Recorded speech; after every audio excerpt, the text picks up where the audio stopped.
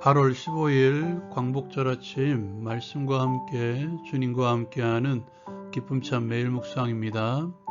오늘 말씀은 예레미야 20장 7절에서 18절까지의 말씀입니다. 오늘 말씀은 이러지도 저러지도 못하는 예레미야의 모습을 우리에게 보여주고 있습니다. 예레미야는 자신의 사명의 길로 들어선 것이 권유, 정확히는 하나님께서 나를 속이셔서 그 자리에 서게 되었으며 그로 말미암아 조롱을 받고 있다고 고백하고 있습니다. 하나님의 선지자로서 파멸과 멸망을 선포함으로 치욕과 모욕거리가 되었다고 말합니다. 그러나 하나님의 말씀을 선포하지 않으면 마음이 불붙는 것 같고 답답하여 견딜 수 없다고 하나님께 고백하고 있습니다. 예레미야는 하나님의 명으로 바술에게 마골밉삽이라는 이름을 전했습니다. 그러나 이제 자신이 그 이름으로 불린다고 말합니다. 사람들이 자신을 조롱하고 내 친한 친구도 내가 실족하기를 기다린다고 기도합니다. 그럼에도 불구하고 예레미야는 하나님을 향한 신앙을 고백하고 있죠. 하나님은 두려운 용사 같으시며 나와 함께 하심으로 나를 박해하는 자들이 이기지 못할 것이며 그들이 큰 치욕을 당할 것이라고 고백합니다.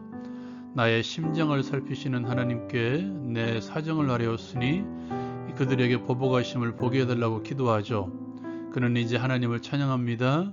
그리고 이스라엘 백성들을 향해서도 하나님을 찬양하라고 요청합니다.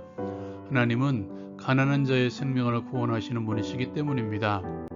예레미야는 이제 자신의 생일을 저주하죠. 차라리 태어나지 않았더라면 더 좋았다는 것입니다. 하나님께서 태에서 나를 죽였더라면 이러한 고통을 당하지 않을 것이기 때문입니다. 그만큼 예레미야는 사명으로 인하여 고통스러운 날들을 보내고 있다는 것입니다. 먼저 나누기를 원하는 것은 지금 예레미야의 심정입니다. 예레미야는 지금 이렇게도 저렇게도 하기 어려운 상황에 놓여 있습니다. 바술에게 마골밉삽이라는 이름을 전했지만 지금 자신이 사람들에게 그 이름을 듣고 있습니다. 왜 그렇습니까? 하나님의 말씀을 담대히 선포했지만 말씀이 당장 이루어지지 않고 있기 때문입니다. 그래서 사람들은 오히려 바술에게 주었던 그 이름으로 예레미야를 조롱하고 있습니다. 마골밉삽입, 이 이름은 심판의 의미가 담겨진 이름입니다. 그러나 조롱의 의미도 담겨진 이름입니다. 이제 우리에게는 두 가지의 길이 있습니다.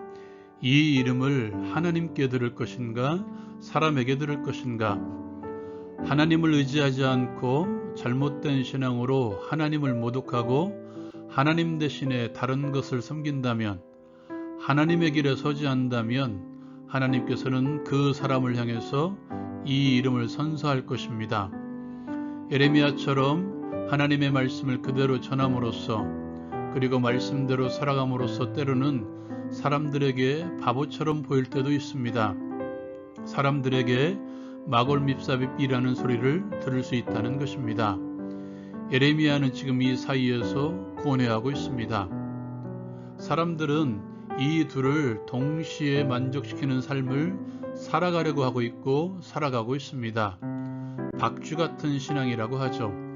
한쪽 발은 신앙 쪽에 걸쳐놓고 다른 쪽 발은 믿지 않는 자의 삶에 걸쳐놓고 이 둘을 같이 누리려는 사람들이 있다는 것이죠. 내가 그리스도인이라고 자부한다면 말씀 앞에서 우리는 마음이 불붙는 것 같은 심정이 되어야 합니다.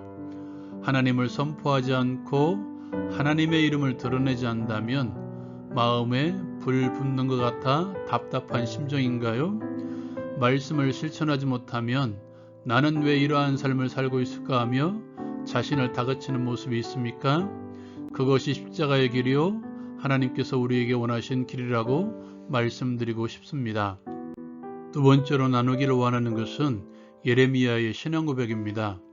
사명을 선택한 예레미야, 그는 고뇌합니다. 자신의 생일을 저주할 만큼 그는 고통스러워하고 있습니다. 그래도 그는 하나님을 믿는 믿음을 내려놓지 않았습니다. 오늘 말씀에서 그는 하나님께 대한 신앙을 고백합니다. 그가 고백한 하나님은 두려운 용사이십니다. 우리의 싸움에서 하나님을 앞세우면 두려워하지 않을 세력이 아무것도 없습니다. 나를 박해하는 자들이 나를 이기지 못합니다. 하나님께서는 원수 앞에서 우리에게 잔치상을 차려주시는 분이십니다. 하나님은 의인을 시험하시고 심장을 보시는 하나님이십니다. 은밀한 중에 우리의 은밀함까지 보시는 하나님께 감출 수 있는 것이 아무것도 없습니다. 마음을 감찰하시는 하나님 앞에서 감추려고 하지 마십시오. 하나님은 가난한 자의 생명을 구원하시는 하나님이십니다. 사랑하는 여러분, 내가 내 생명도 구원할 수 없어서 예수 그리스도의 은혜로 생명을 구원받지 않았습니까? 심령이 가난한 자들이 복이 있습니다. 그렇다면 여러분이 만난 하나님은 어떠한 분이십니까? 여러분의 삶 가운데서 체험한 하나님의 존재, 어떤 하나님을 만나셨습니까? 하나님에 대한 만남, 하나님에 대한 신앙의 체험이 있기를 바랍니다. 그 사람은 하나님을 결코 떠나지 않을 것입니다.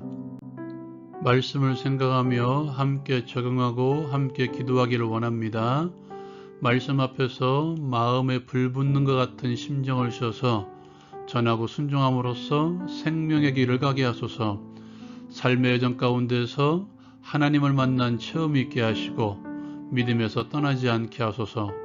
오늘도 승리하기를 기도합니다.